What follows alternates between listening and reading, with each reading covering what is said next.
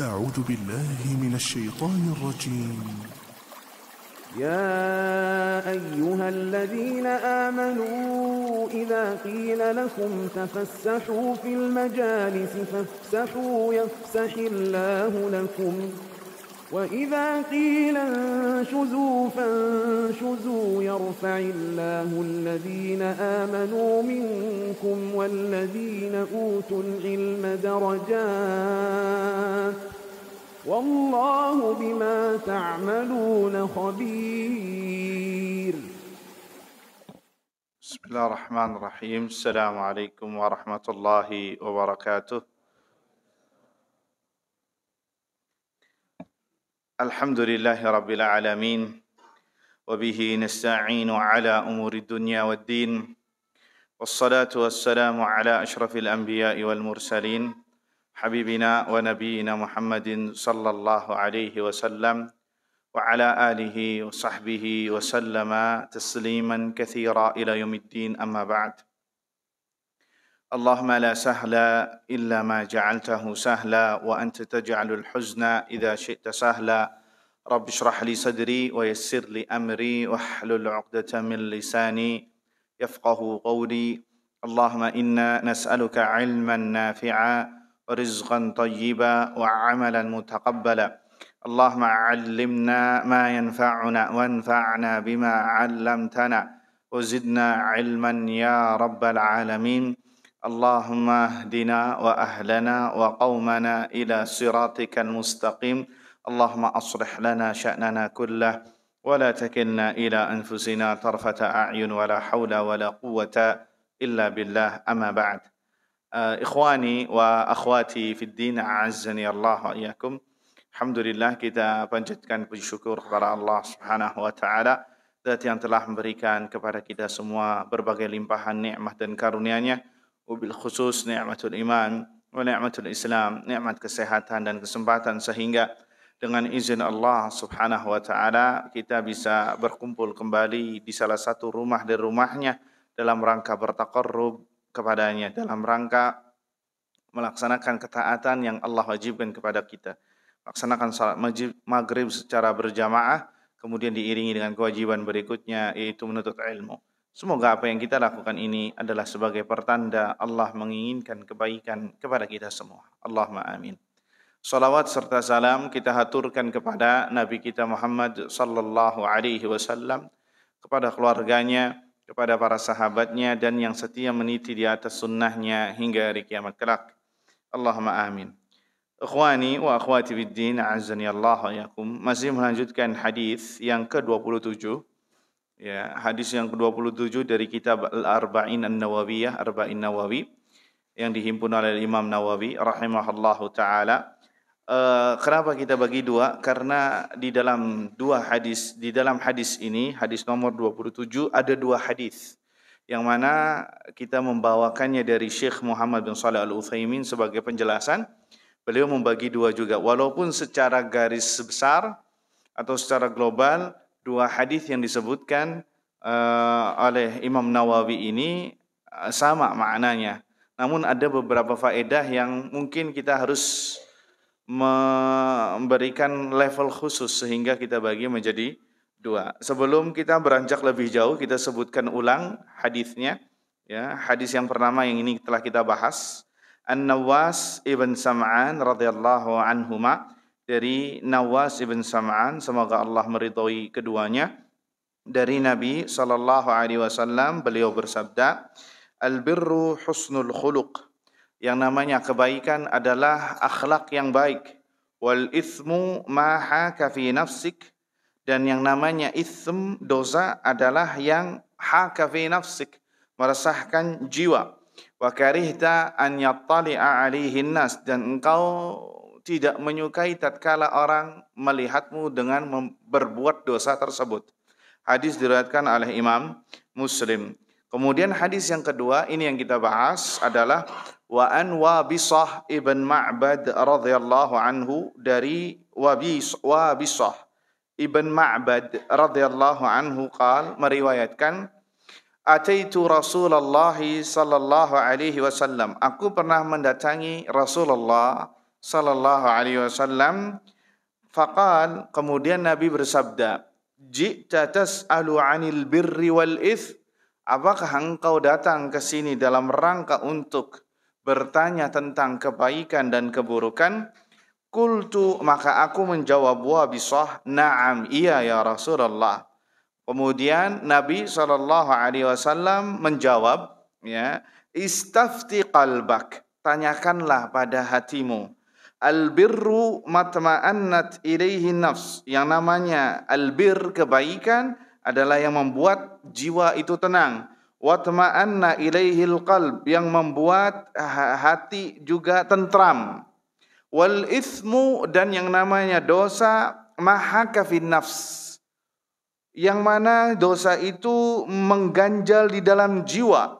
Wa taraddadat fis sadr, dan membuat bimbang di dalam dada. Wa in aftakan nasu wa aftuk, walaupun manusia memfatwakannya, ya, dan banyak manusia yang memfatwakannya kepadamu tentang hal itu. Jika itu adalah bagian yang meresahkan jiwa, maka ditinggalkan. Itu hadis yang diriwayatkan. Hadis yang kedua ini diriwayatkan, hadisnya hasan, diriwayatkan di Musnad Imam Ahmad ibn Hanbal dan Darimi rahimahullah dengan sanad yang baik. Walaupun hadis yang kedua ini ada sebagian ulama yang mentaifkannya, tapi maknanya sahih. Maknanya sahih karena hadis yang pertama sahih, hadisnya diriwayatkan oleh Imam Muslim, sehingga sahih. Hadis yang kedua ini dipermasalahkan sanadnya, ya, sehingga sebagian ulama maknanya masih benar karena ada hadis yang sahih yang semisal dengannya. Ya, jadi hanya yang dipermasalahkan masalah sanadnya. Adapun maknanya itu masih benar. Tapi ikhwani fiddin, azani Allah wa yakum, hadis yang tadi kita sebutkan yang kedua tadi, itu kata Syekh Utsaimin rahimahullah, Imam Nawawi menukilkannya dengan ringkas. Ya, menukilkannya dengan ringkas, artinya dengan meringkas. Aslinya hadisnya lumayan panjang dan disebutkan di sini oleh Syekh Muhammad bin Saleh Al-Utsaimin rahimahullahu taala, disebutkan di sini, ya, dinukilkan dengan panjang.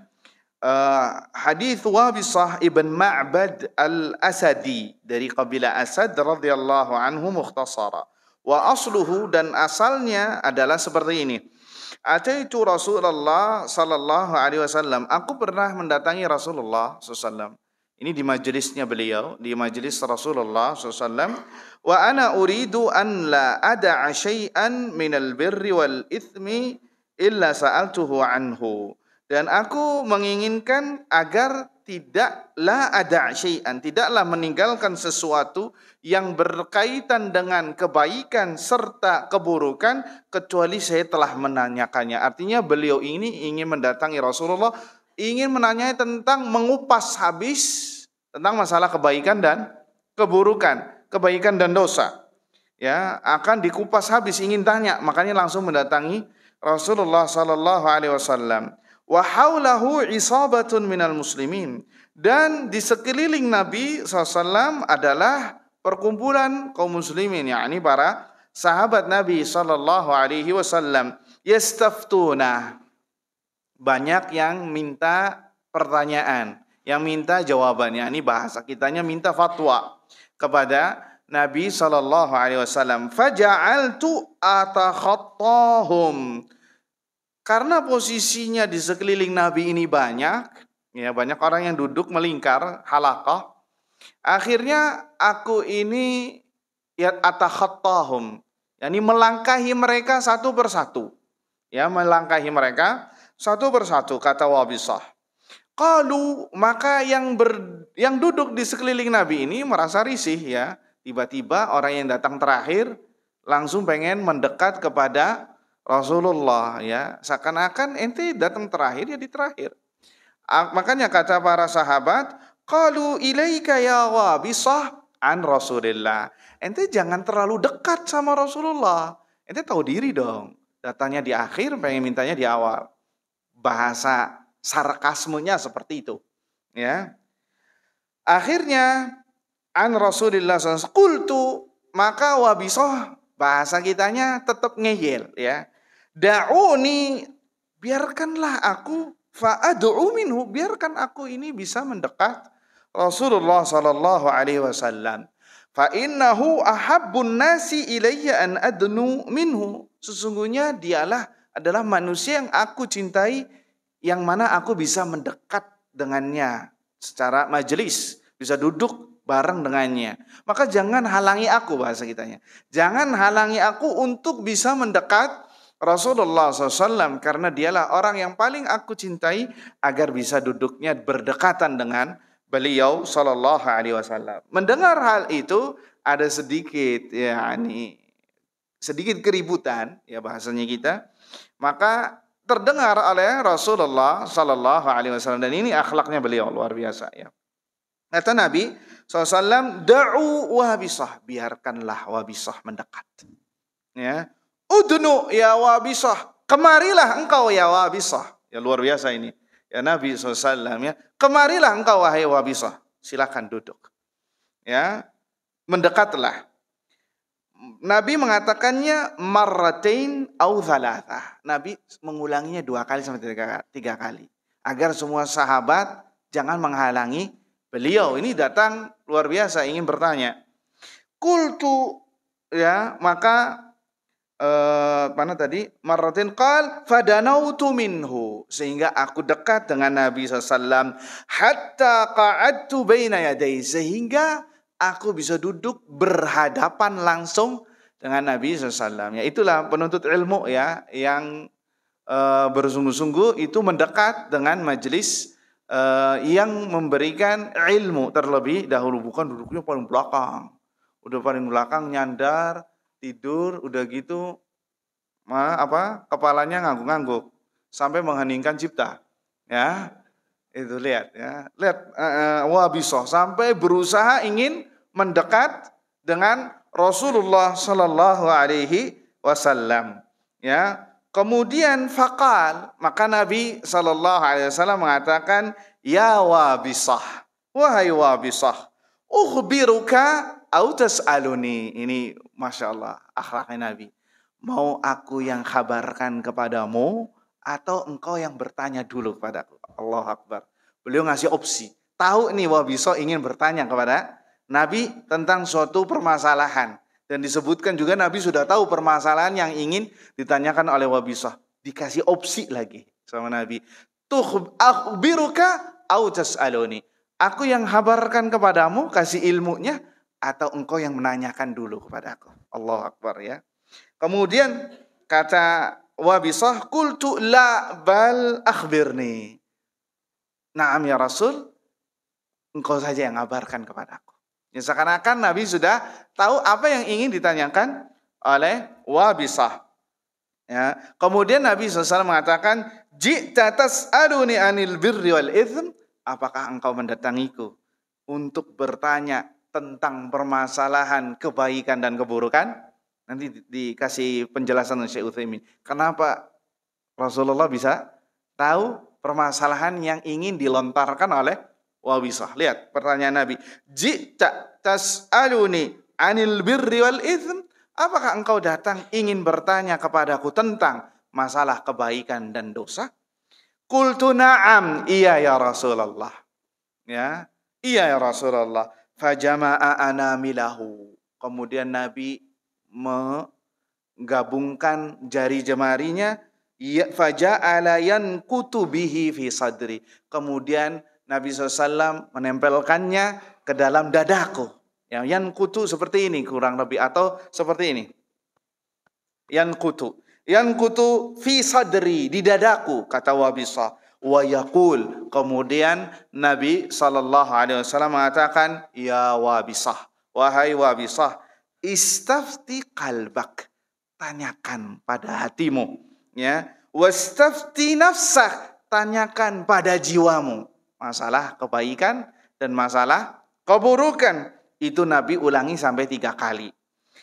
Kemudian Nabi menegaskan, albirru matma'anna ilaihi nafs. Yang namanya kebaikan adalah yang membuat hati menjadi tenang. Watma'anna ilaihil qalb, yang membuat hati menjadi tentram. Itu karakteristik kebaikan. Wal ithmu, dan yang namanya dosa, mahaka fi nafs. Yang namanya dosa, karakteristiknya adalah yang membuat mengganjal di dalam jiwa. Wa taraddada fis sadr, membuat bimbang di dalam dada. Wa in aftakan nasu wa aftuk.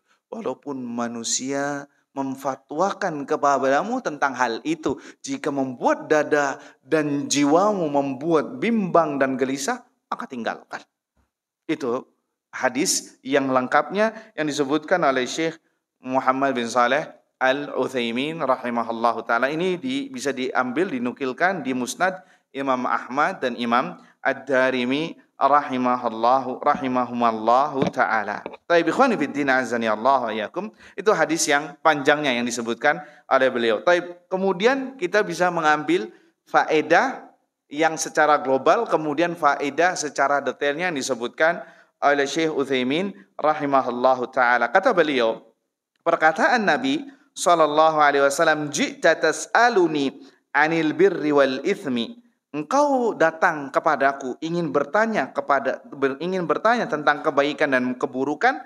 Kemudian Wabisah mengatakan na'am. Ya, Nabi SAW mengatakannya ini dengan kalimat tanda tanya. Ini ada dua kemungkinan yang disebutkan oleh Syekh Utsaimin.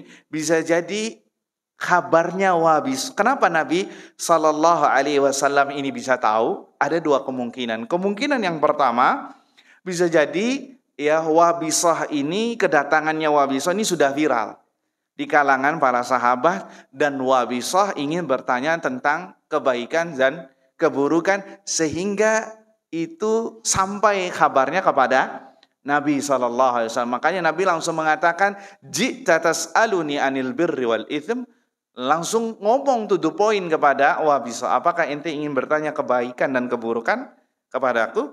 Maka beliau menjawab na'am. Itu kemungkinan pertama. Kemungkinan yang kedua adalah ikhwani fiddin a'azzani Allah wa iyakum. Disebutkan di sini. Mana yang kedua? Yang kedua adalah itu farasah dari Nabi sallallahu alaihi wasallam, firasat dari Nabi sallallahu alaihi wasallam. Karena sebagian mukmin, ya apalagi Nabi, ya sebagian mukmin terkadang farasahnya nggak pernah meleset. Firasah, ya firasah itu nggak pernah meleset. Ada sebagian mukmin yang diberikan farasah, dan farasah itu sudah menjadi bahasa Indonesia ya, firasat. Dan firasat itu anugerah dari Allah Subhanahu wa taala. Tidak sembarangan oleh semua orang bisa mendapatkannya. Dan farasatul mukmin ya itu hampir semuanya benar. Dan di antara sahabat Nabi yang mendapatkan farasahnya yang kuat adalah Umar bin Khattab radhiyallahu anhu. Umar terkadang melihat dari mukanya, dari gelagat sepintas langsung tahu ini orang nggak benar. Ya, ini orang kayaknya 50-50. Ya, ini kayaknya kurang baik. Dilihat dari mana? Pertama kali dia memandang. Ya, dan itu ada. Dan mungkin sampai sekarang masih ada. Sekali lagi itu anugerah dari Allah Subhanahu wa taala. Mungkin karena kedekatan dia kepada Allah Subhanahu wa taala, atau di antara kriteria orang yang dapat farasah tidak pernah memakan hasil yang haram sehingga mendapatkan farasah. Sekali lagi itu datang dari anugerah dari Allah Subhanahu wa taala. Tidak semua orang bisa mendapatkannya, ya. Dan kalau dari sahabat saja ada yang mendapatkan farasah, apalagi itu kita berbicara tentang Nabi sallallahu alaihi wasallam. Nah, itu makna yang kedua. Tetapi kata Syekh, ini kita tidak bisa membuktikan apakah ini dari farasah ataukah dari kabar yang viral. Al-muhim, ya, yang terpenting Nabi ini sudah tahu bahwasannya apa yang ingin disampaikan oleh Wabisah radhiyallahu anhu, karena ini perkara individu. Kalau perkara individu biasanya sulit untuk kita menerka-nerka. Ya, apakah karena farasah ataupun tidak. Tapi yang jelas Nabi SAW termasuk orang yang diberikan farasah. Ya, makanya pernah ada Aisyah pernah Nabi SAW ya pernah melihat ada orang yang berjalan. Nabi sedang bersama Aisyah.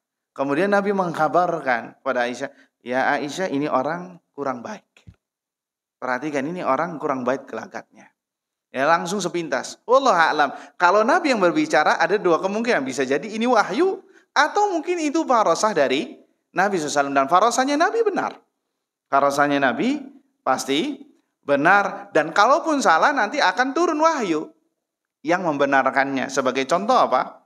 Kayak Nabi berijtihad masalah ketika Nabi berdakwah fokus terhadap pembesar-pembesar Quraisy, ya, pembesar-pembesar, ada Abdullah bin Umi Maktum datang menemui Nabi ingin minta nasihat. Nabi mukanya masam, mukanya cemberut, seakan-akan Nabi entar dulu, ana lagi fokus sedang menghadapi pembesarnya Quraisy. Ini perbuatan Nabi disalahkan oleh Allah, langsung turun surat apa? Abasa wa tawalla. Sehingga kalau Nabi salah, langsung ditegur. Itu yang artinya maksum. Itu yang artinya maksum. Terbebas dari kesalahan. Jika berbuat salah langsung ditegur. Dan Nabi terbebas dari kesalahan ketika menyampaikan risalah. Tetapi dalam beberapa ijtihad, bisa benar bisa salah. Kalau salah langsung dibenarkan, diluruskan. Ya, dibenarkan, diluruskan. Sebagai contoh, ketika itu Nabi bermusyawarah, sekali lagi ini dalam hal yang konteksnya bukan wahyu, ijtihad. Ya kalau wahyu pasti benar, Nabi menyampaikan agama dengan benar. Tapi yang konteksnya tidak ada wahyunya, seperti contoh masalah tawanan perang Badar. Itu Nabi bingung, bukan bingung, mengajak musyawarah. Ada Abu Bakar, ada Umar, pembesar sahabat. Abu Bakar dan Nabi sepakat apa? Agar tawanannya jangan dibunuh, tapi diambil dendanya. Diambil dendanya, ya, agar dikembalikan kepada kaumnya, tapi bayar denda. Tapi Umar apa? Umar pendapatnya, harus dibunuh. Harus dibunuh, jangan ditawan. Karena mereka telah memerangi kita ya Rasulullah. Sehingga turunlah surat yang mengatakan, yang membenarkan pendapatnya Umar. Yang membenarkan pendapatnya Umar, ya. Makanan Nabi, ya, anak lupa ayatnya, intinya bahwasanya tidaklah pantas Nabi dan para sahabatnya untuk intinya memerdekakan atau membebaskan tawanan-tawanan perang. Harus dibunuh. Ya, disebutkan karena mereka telah memerangi Allah dan Rasulnya sallallahu alaihi wasallam. Ya, itu sebagai contoh, ya, sebagai contoh. Taib ikhwani fiddin, a'azani Allah wa iyyakum. Kemudian perkataan Nabi sallallahu alaihi wasallam, al-birru matma'anna ilaihi nafsu wa tama'anna ilaihil qalbu. Dan yang namanya kebaikan yang membuat jiwa tentram dan membuat hati tenang. Ya, membuat hati tenang. Di sini kalimatnya itma'anna. Itma'anna itu tenang, kokoh. Ya, tidak goncang. Sebagaimana sabda Nabi SAW, irka hatta tatma'inna raqi'a. Rukuklah sampai tulang-tulangnya itu kembali tenang. Nah, tatma'in, tenang. Enggak getar. Sekiranya dikasih gelas satu, ada airnya enggak tumpah. Coba kita kalau rukunya udah benar apa tidak? Sebagian orang ruku kayak gini. Allah Akbar, sami Allahu liman hamidah. Ya, belum tenang sudah i'tidal terlebih dahulu. Nah, ini namanya rukun dalam salat, yaitu tumakninah, ketenangan. Dan tumakninah bagian dari rukun salat. Yang namanya rukun jika ditinggalkan apa? Batal. Mau sengaja, mau lupa. Berbeda dengan wajibnya salat. Kalau wajibnya salat disengaja batal. Tapi kalau lupa bisa digantikan dengan sujud sahwi. Tapi kalau rukun mau lupa mau disengaja batal. Di antaranya tumakninah. Makanya heran ya kalau ada orang sholat tarawih 20 berapa? 23 rakaat 7 menit. Ya ini dari mana? 23 rakaat, otak kita nggak masuk tuh. 23 rakaat 7 menit. Yang 11 rakaat aja 1 jam. Ini 23 rakaat. Gimana bacaannya? Gimana gerakannya? Ya, yang selalu viral di setiap awal Ramadan. Ya, ini lihat Nabi SAW pernah melihat ada orang yang sholat seperti ayam matok makanan. Dalam riwayat lain burung matok makanan. Nabi kemudian orang tersebut menyalami Nabi, ya, memberikan salam dan mengatakan kepada Nabi, datang kepada Nabi. Apa kata Nabi? Irji' fa innaka lam tusalli. Kembalilah, ente ini belum salat. Lihat, Nabi menghukumi orang ini belum salat padahal sudah salat. Berarti apa? Salatnya tidak sah. Kalau salatnya tidak sah berarti dia belum menunaikan kewajiban, dihukumi belum salat. Maka hati-hati perkara salat ini. Di antaranya adalah at-tuma'ninah. Tuma'ninah, ruku sampai benar tulangnya, kemudian i'tidal sampai tulang-tulangnya kembali lagi ke tempat semula. Ketika sujud juga demikian terus, semuanya tuma'ninah. Bukan seperti ngejar setoran, ya. Ingin anak cuma 2 menit saja salatnya. Ya, sebagian orang tangannya pun bakhil, enggak Allahu Akbar. Allah Akbar. Ya, Allah Akbar. Tanya gini, cuman kayak gini. Allah Akbar. Apa ini maksudnya? Ya, tahiyat sebentar banget. Ya, baca Al-Fatihah enggak tahu bener apa salah, ya. Kita pernah salat zuhur, salat asar, wabil khusus, ya Allah, cepat sekali. Ya, cepat sekali gerakannya. Khawatir orang yang seperti ini ya tidak sah salatnya. Karena apa? Rukun salatnya tidak ada, yaitu tuma'ninah. Ikhwani fid din, a'azzani Allah wa iyyakum, disebutkan di sini ay tastaqirru famastaqarra ilaihi alqalbu wa radiya bihi wa ansharaha bihi wa atma'anna ilaihi nafsu bihaitsu la tuhaddithuka nafsuka bil khuruji anhu, hadza wal bir. Yang namanya kebaikan adanya hati itu tenang, hati itu damai, hati itu tidak bimbang, ya. Hati itu tidak meronta-ronta tatkala Anda melakukannya, maka ketahuilah itu adalah kebaikan. Ya, walakin akan tetapi qalbuhu salimun wa niyyatuhu shadiqah. Yang hatinya masih bersih. Jadi kaidah dalil ini bukan kaidah untuk setiap manusia, tapi hadis ini hanya diperuntukkan bagi mereka yang mukmin, yang hatinya bersih, yang berat kalau melaksanakan dosa. Lihat, yang berat bukan yang tidak pernah melakukan dosa, tapi yang berat melakukan dosa. Ada perbedaannya enggak, Pak? Yang tidak pernah melakukan dosa sama yang berat melakukan dosa, ada perbedaannya? Ada, karena setiap manusia pasti berbuat dosa. Yang membedakan adalah ini. Ada orang yang menggampangkan dosa, ada orang yang melakukan dosa berat luar biasa. Nah, ini yang dimaksud hadisnya. Ya, ini jika hatinya masih bersih, maka tanyakan kepada hatimu. Apakah perbuatan ini adalah baik? Lihat.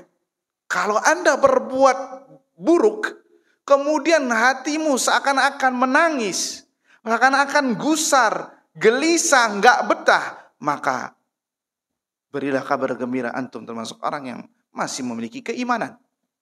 Tapi kalau melakukan dosa, kabar khair, enggak ada masalah. Seakan-akan kalau sebagian orang enggak ada mata dosnya, merasa dosa.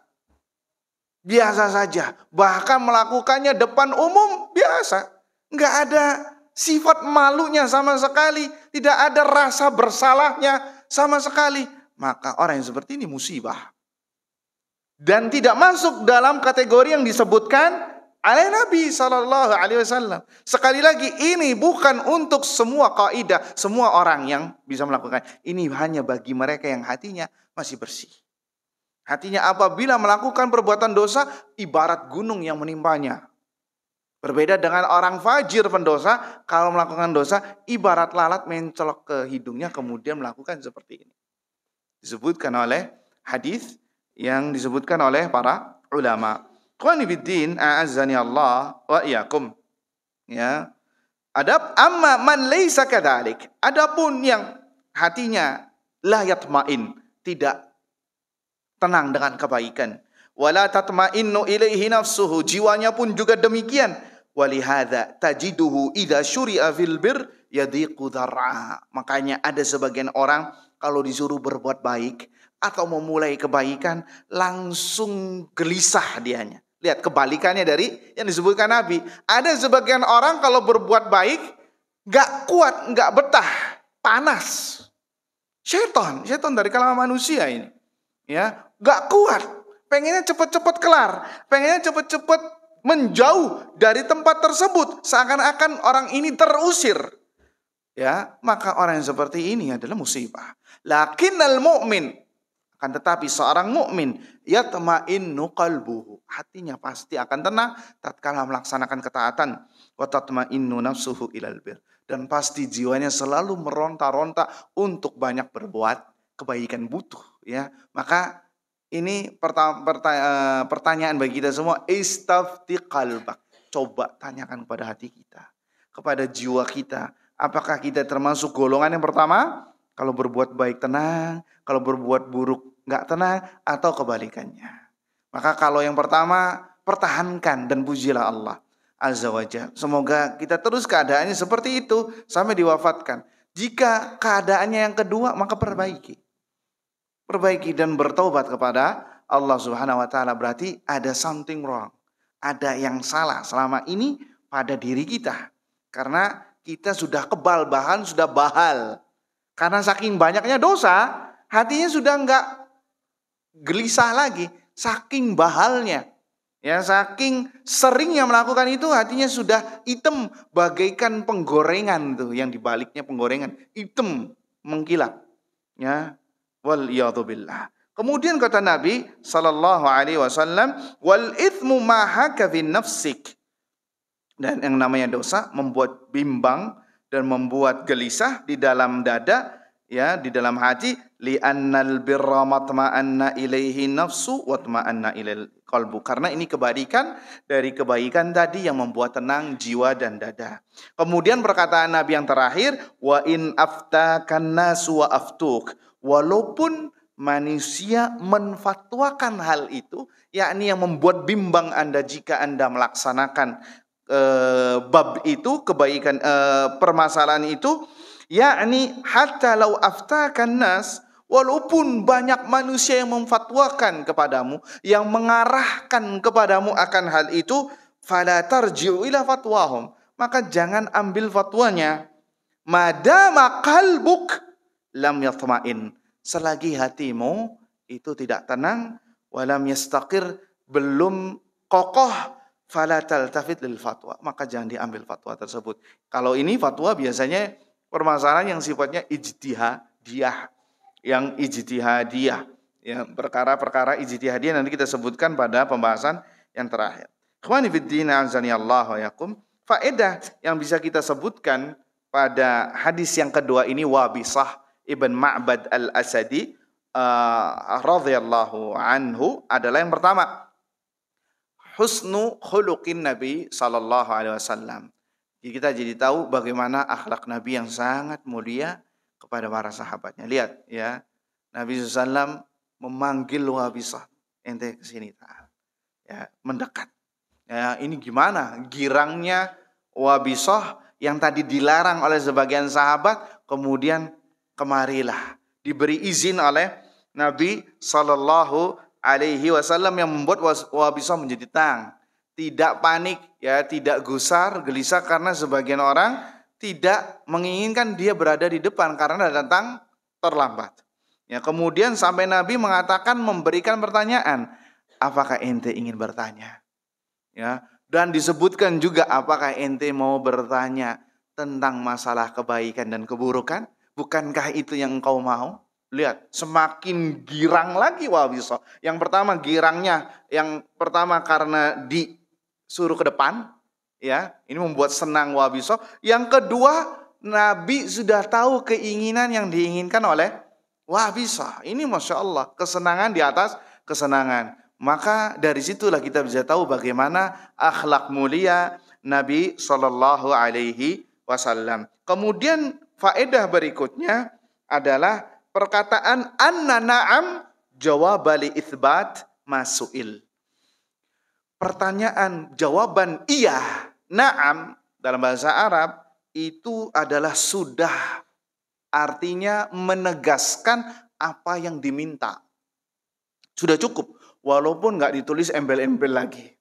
Kan kalau kita pakai embel-embel kayak gini, kata Nabi, apakah ente datang ke sini bertanya kepadaku tentang kebaikan dan keburukan? Jawabannya Wabiso kan cuma na'am, iya apa tidak? Kalau secara kaidah yang sekarang, ya, iya ya Rasulullah, saya datang ke sini untuk dalam rangka menanyakan kebaikan dan keburukan. Nah, dalam bahasa Arab, cukup mengatakan na'am, iya, itu sudah menjawab semuanya. Nggak usah dikasih embel-embel lagi. Dan begitu juga dalam bahasa Indonesia, saya kira demikian. Makanya termasuk hal yang ribet ya, kalau lagi akad nikah. Ya, apalagi kalau akad nikahnya pakai bahasa Indonesia. Itu kayaknya diperketat bahasa jawaban di si pengantin pria.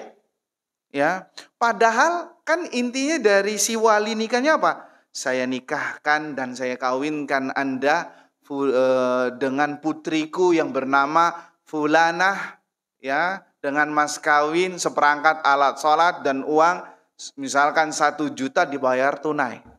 Maka kalau kita mengkerucut kepada hadis ini, si pengantin pria mengatakan iya saya terima, atau iya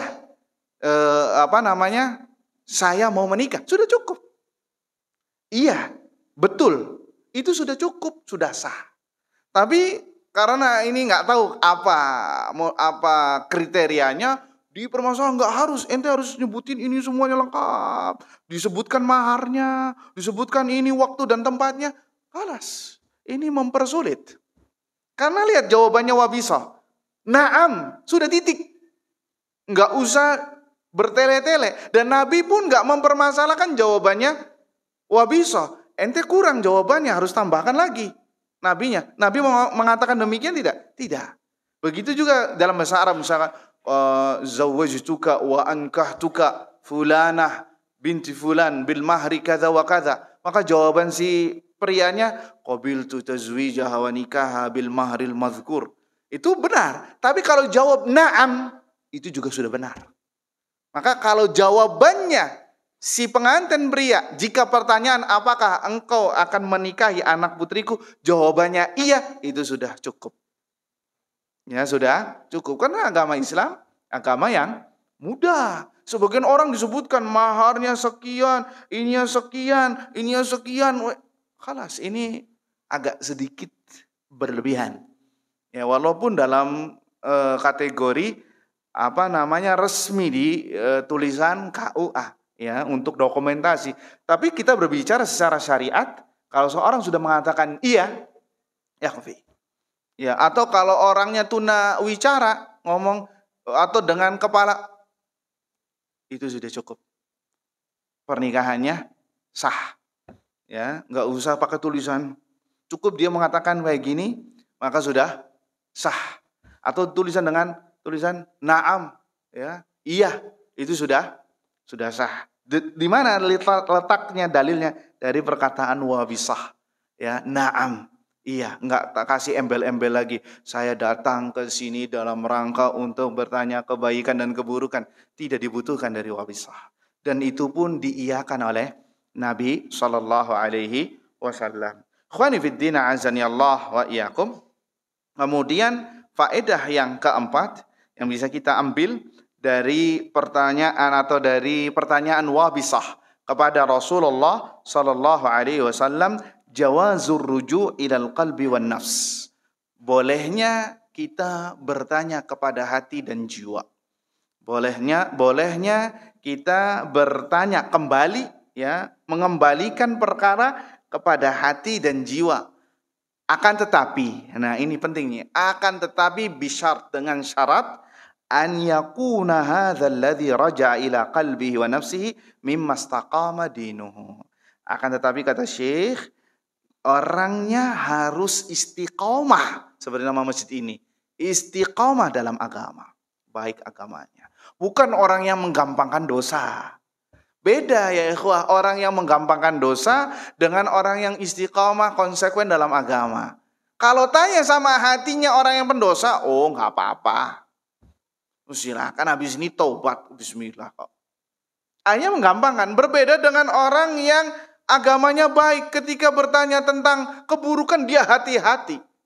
Ini enak apa enggak ya? Hatinya pun berbeda, feel-nya pun berbeda hatinya. Ketika orang yang biasa melakukan dosa, bahkan di hadapan manusia, ya, berbeda dengan orang yang setiap hari melaksanakan ketaatan kepada Allah Azza wa Jalla, kemudian di suatu saat ada permasalahan yang dia harus mengambilnya. Ini dosa apa tidak? Maka disitulah hatinya bimbang.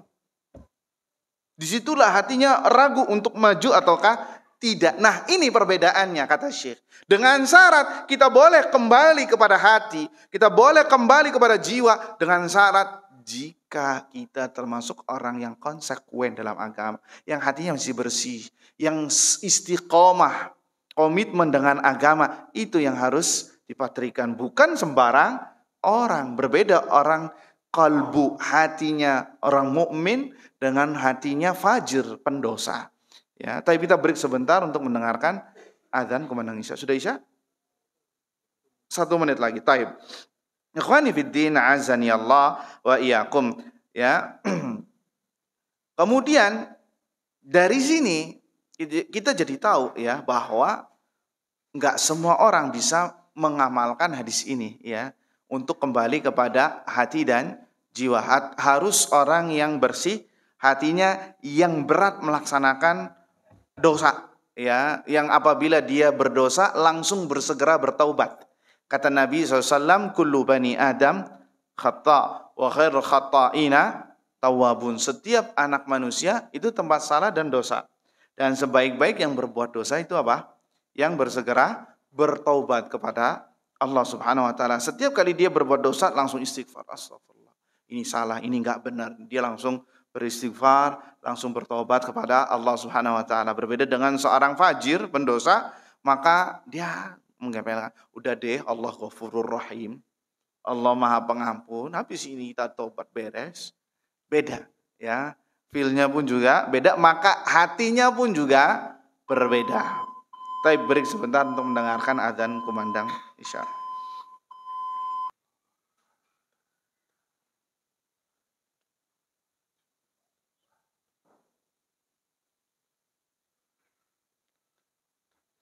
Ikhwani wa akhwati fid din, azani Allah wa iyyakum. Di antara fadilah atau faidah yang bisa kita petik dari hadis ini adalah adanya sebagian orang-orang yang berpahaman sufi bahwa mereka di antara masdar, sumber rujukan mereka adalah hati dan feel. Apa sih feel artinya? Dzauq, perasaan ya, dari imam-imam mereka. Dan mereka berdalil dengan hadis ini ya, dengan dalil ini bantahan ya, kita bantah. Ya, dengan dalil istafti qalbak. Tanyakan kepada hatimu. Maka dijawab oleh para ulama, di Syekh Utsaimin dan Syekh Sa'ad Syitri, bahwa di sini Nabi SAW mengembalikan kepada hati bukan dalam rangka mencari kabar yang halal dan yang haram. Kalau hukum yang halal dan yang haram itu sudah jelas, tidak kembali ke hati. Perkara ini bisa kita ambil tatkala kita ragu. Apakah ini bagian dari kebaikan atau bagian dari dosa? Dan antum belum tahu hukumnya. Karena antum belum tahu hukumnya dan belum bisa ada kesempatan untuk bertanya kepada para ulama, kepada para ahlul ilm, maka disinilah daur peranan hati dan jiwa yang bersih. Coba tanyakan dulu kepada hatimu, karena kebaikan itu sesuai dengan fitrah manusia dan keburukan itu tidak sesuai dengan fitrah manusia. Semua kebaikan itu sesuai dengan fitrah manusia. Maka coba tanyakan jika hatimu itu bersih. Tanyakan. Baru nanti setelah itu ketika antum punya kesempatan ketika menuntut ilmu, tanyakan apakah ini boleh ataukah tidak dilakukan. Bisa dipahami? Jadi hadis ini bukan untuk menyatakan tentang halal dan haram menurut hati kita. La, tidak. Halal dan haram diambil dari Al-Quran dan Sunnah. Tidak ada yang ketiga, masalah hati tidak ada. Ya, makanya mereka mengambil hadis ini. Ya, makanya mereka dari imam-imam mereka mengatakan, saya telah bertemu, saya melihat di mimpi bahwasanya Allah mengharamkan ini dan mengharamkan itu, kemudian jadi syariat. Enggak benar. Karena masdar atau sumber rujukan yang benar dalam Islam cuma dua, Al-Quran dan Sunnah. Tidak ada yang ketiga. Bisa dipahami? Ya, mereka mengambil dengan dalih seperti ini. Ikhwani fiddin, a'azzani Allah wa iyyakum. Kemudian disebutkan di sini perkataan Nabi sallallahu alaihi wasallam, wa in aftakan nasu wa aftuk. Walaupun manusia memfatwakannya kepadamu tentang masalah keburukan, jika kamu hatinya tidak sreg, ya, maka tinggalkan. Maksudnya apa? Di sini saya bawakan perkataan Syekh Sa'ad Syitri hafizahullah ta'ala. Maksudnya adalah tidak dipahami dari pernyataan Rasul ini kita agar kita tidak kembali ke ulama untuk bertanya. Bukan. Karena Allah subhanahu wa ta'ala menyuruh kita untuk bertanya kepada ulama terhadap apa yang kita tidak tahu. Iya apa tidak? Fas'alu ahla dzikri in kuntum la ta'lamun. Tanyakan kepada pakarnya, kepada ahlinya jika kalian tidak tahu. Itu hukum asalnya. Kita diperintahkan untuk bertanya kepada para ulama jika kita tidak tahu, ya. Terus bagaimana Ustaz? Maksud dari pernyataan Nabi tentang masalah keburukan, wa in aftakan nasu wa aftuk. Walaupun seluruh manusia memfatwakan bolehnya perkara itu, jika hatimu tidak sreg, maka jauhilah. Maksudnya apa? Kata Syekh, walakinnal murada. Akan tetapi yang dimaksud perkataan Nabi, annahu law wujidat ba'dul fatwa bi ibahati ba'dil asya. Jika terdapat ada beberapa fatwa yang memperbolehkan sebagian sesuatu, ini biasanya ini terjadi di permasalahan yang ijtihadiyah. Ijtihadiyah yang permasalahan kontemporer misalkan. Permasalahan yang update, ya, yang belum ada di zaman-zaman sebelumnya. Thumma taraddadat nafs. Kemudian akan tetapi hatimu ini merasa kurang cocok nih sama fatwa. Karena apa? Biasanya ini seperti ini misalkan. Thumma taraddadat fi nafs fi qabuli hadzal fatwa. Kemudian hatimu merasa gelisah tatkala menerima fatwa ini, ya, as-sadirah bil ibahah, yang membolehkan perkara tersebut.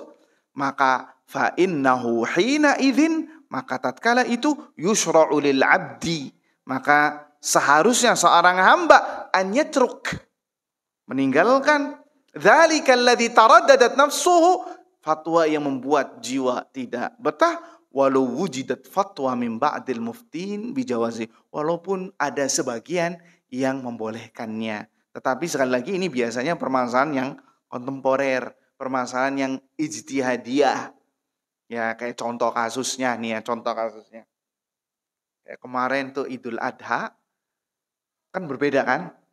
Ada dari ulama, ada dari Saudi dengan dari Indonesia, berbeda waktunya kan. Karena Idul Adha itu terkadang yang membuat beda adalah dengan Idul Fitri, yaitu adanya hari Arafah. Iya enggak? Karena patokannya hari Arafah. Nah, akhirnya terjadi perbedaan penanggalan. Nah, di situ kan ramai. Ya, terjadi permasalahan khilaf di antara ulama. Ya, ada yang mengatakan kita harus mengikut Saudi karena Arafahnya cuma ada di sana. Iya apa tidak? Dan semua dalil-dalilnya ini kuat. Dalil-dalilnya kuat. Dan ini khilafnya khilaf mu'tabar. Khilaf yang sangat kuat dan sejak lama sudah ada khilaf seperti ini.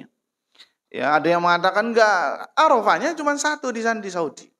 Tapi ada ulama lain Ya, dalilnya juga kuat.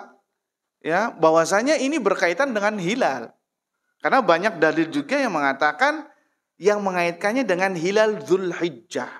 Ya, idza ahalla alaikum hilal Dzulhijjah. Kalau sudah masuk hilal Dzulhijjah dan wa arada ahadukum an yudahhi, dan di antara kalian ada yang ingin berkurban, maka jangan mengambil kukunya, jangan mengambil rambutnya. Lihat di sini Nabi mengidentikannya dengan apa? Dengan hilal Dzulhijjah. Dan permasalahannya ini melebar lagi. Apakah hilal itu untuk satu dunia atau negara punya hilalnya masing-masing? No, ini pembahasannya melebar ya. Akhirnya apa? Membuat dua kubu ya. Ada yang harus mengikuti Saudi, ada yang harus mengikuti dengan fatwa ulama MUI setempat di Indonesia ya. Ini terjadi perbedaan dan dalil-dalilnya sama-sama kuat. Nah, di sini terkadang hati ini kembali lagi, dan ini juga harus bertanya kepada ulama ya, dan kecocokan hati. Mana nih yang kita harus jujur terhadap hati kita. Apa ngikut di sana atau ngikut di sini? Seperti itu contoh, ini sekedar contoh. Jangan sampai bimbang akhirnya sholat idnya 2 kali. Ada itu yang sholat 2 kali karena nggak mau ribet ya. Hari apa itu ributnya? Rabu sama Kamis ya? Iya, Rabu Kamis. Sholat di hari Rabu iya, bersama ormas-ormas tertentu. Ada yang hari Kamis juga iya. Kenapa? Udah nggak mau ribet katanya. Sampai ibu-ibu bikin lontongnya 2 kali. Ya, bikin hari Rebo dan bikin hari Kamis ya. Yang penting euforia idnya ada kata mereka.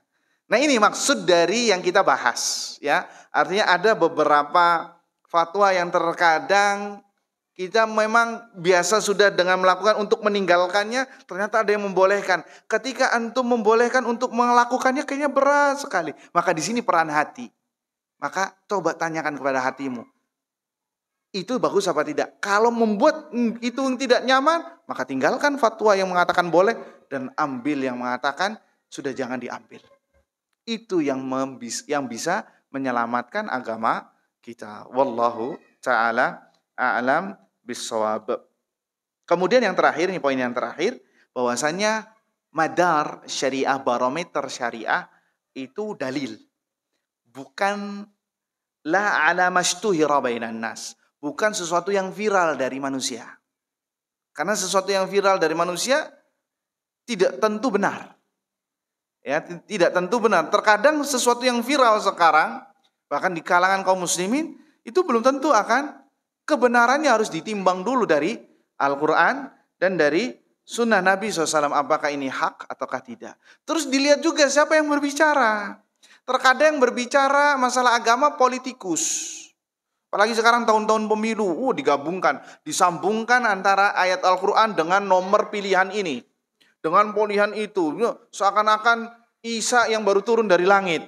Ya, seakan-akan Imam Mahdi yang ditunggu-tunggu. Ini semuanya disebutkan dalil-dalil yang sekiranya ada nyambungnya diikat-ikatkan. Ya, dulu ada istilahnya cocok logi. Ya, dan orang seperti itu biasanya 5 tahun sekali muncul. Ya, 5 tahun sekali muncul, habis itu hilang lagi. Kita harus tahu siapa yang berbicaranya. Apakah orang yang tidak ada background agamanya sama sekali? Orang politikus ngomong agama, dokter ngomong agama. Ya, bahkan bikin kajiannya di masjid, nyomot hadis, nyomot Al-Quran, disambung-sambungkan dengan teori kesehatan. Itu yang sekarang lagi banyak.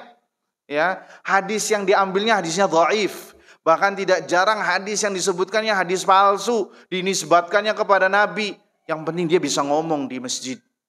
Ini banyak nih. Sekarang lagi ngetren. Dokter ngomong, bikin kajian di masjid, bahas masalah kesehatan, ujung-ujungnya bahas agama. Akhirnya bisa sesat dan menyesatkan. Ya, dan lain sebagainya. Yang penting dia bisa tampil di YouTube dan lain sebagainya. Ini nggak benar. Tidak semua yang viral di masyarakat itu baik. Maka harus ada barometernya. Barometernya adalah, dan ini yang tidak bakal pernah salah, pasti benar Al-Quran dan sunnah Nabi SAW. Dan dilihat juga orangnya, backgroundnya di mana, belajarnya di mana, ya lulusan di mana, harus tahu. Yang orang nggak pernah belajar agama tiba-tiba ngomong dalil. Sekarang orang bisa tinggal buka Google terjemahan, Google Translate, bisa dia mengatakan hadis, Al-Quran, sunnah Nabi SAW, perkataan ini, semua bisa orang kok. Maka perlu kita memfilter diri kita. Jangan terlihat dari kalau HP casingnya doang. Penampilannya, tapi lihat apa yang disampaikan. Wallahu ta'ala a'lam bishawab. Ini saja yang bisa disampaikan. Udah pakai pensil tulisannya kayak dokter bedah ini ya.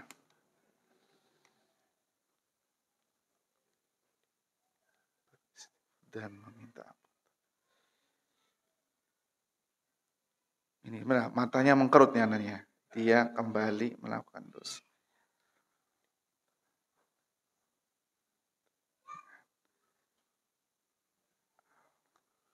Dengan apa ini? Dengan hati tersebut. Baik, ada pertanyaan. Ini sesuai tema ya. Terkadang, Assalamualaikum warahmatullahi wabarakatuh. Terkadang seseorang melakukan dosa, lalu dia beristighfar dan meminta ampun. Tapi seiring dengan waktu, dia kembali melakukan dosa yang sama. Lalu dia meminta ampun lagi kepada Allah. Bagaimana dengan hati tersebut ini Ustaz? Jazakumullah khairan. Ini sifat karakteristik manusia secara umum. Yakni berbuat dosa dan berbuat dosa.